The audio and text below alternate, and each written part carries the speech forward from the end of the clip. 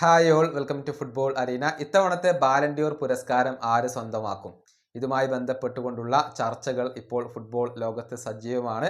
Club world cup അവസാനിച്ചതോടുകൂടി ബാലൻഡിയോറുമായി ബന്ധപ്പെട്ട ഒരുപാട് power റാങ്കിങ്ങുകൾ ഇപ്പോൾ പുറത്തേക്ക് വന്നിട്ടുണ്ട്. ഡെംബലെ, ലാമിൻ യമാൽ എന്നിവർക്കിടയിലാണ് ഇപ്പോൾ കടുത്ത പോരാട്ടം നടക്കുന്നത്. അതേസമയം റാഫീഞ്ഞ, വീട്ടീഞ്ഞ എന്നിവർക്കൊക്കെ സാധ്യത കൽപ്പിക്കപ്പെടുന്നവരും ഫുട്ബോൾ ലോകത്തുണ്ട്. ഏതായാലും സെർജിയോ ഗോമസിനോട് ഇതേക്കുറിച്ച് ചോദിച്ചിരുന്നു. അതായത് മുൻ അർജന്റീൻ ഫുട്ബോളറാണ് സെർജിയോ ഗോമസ്. മാത്രമല്ല നിലവിൽ അദ്ദേഹം പരിശീലകനുമാണ്.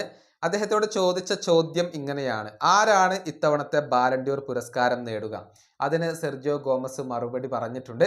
അതായത് ആര് നേടുമെന്നുള്ള കാര്യം തനിക്കറിയില്ല, പക്ഷെ തൻ്റെ ബാലൻഡിയോർ പുരസ്കാരം അത് വിരമിക്കുന്നത് വരെ ലയണൽ മെസ്സിക്കാണ് എന്നാണ് സെർജിയോ ഗോമസ് പറഞ്ഞിട്ടുള്ളത്. അദ്ദേഹത്തിൻ്റെ വാക്കുകൾ ഇങ്ങനെയാണ്: ഇത്തവണത്തെ ബാലൻഡിയോർ ആര് നേടും എന്നുള്ളതൊന്നും എനിക്കറിയില്ല, പക്ഷെ എൻ്റെ ബാലൻഡിയോർ അത് ലയണൽ മെസ്സിക്കുള്ളതാണ്. വിരമിക്കുന്നത് വരെ ബാലൻഡിയോർ മെസ്സിയുടേതാണ് എന്നാണ് ഞാൻ പറയുക. ഇതാണ് സെർജിയോ ഗോമസ് പറഞ്ഞിട്ടുള്ളത്. അതായത് മെസ്സിയോടുള്ള ആ ഒരു ഇഷ്ടവും ആരാധനയും അദ്ദേഹം ഇതുവഴി പ്രകടിപ്പിക്കുകയാണ് ചെയ്തിട്ടുള്ളത്. ഫുട്ബോൾ ചരിത്രത്തിൽ ഏറ്റവും കൂടുതൽ ബാലൻഡിയോർ പുരസ്കാരങ്ങൾ നേടിയിട്ടുള്ള താരമാണ് മെസ്സി. 8 ബാലൻഡിയോർ പുരസ്കാരങ്ങൾ തൻ്റെ ഷെൽഫിലേക്ക് എത്തിക്കാൻ മെസ്സിക്ക് കഴിഞ്ഞിട്ടുണ്ട്.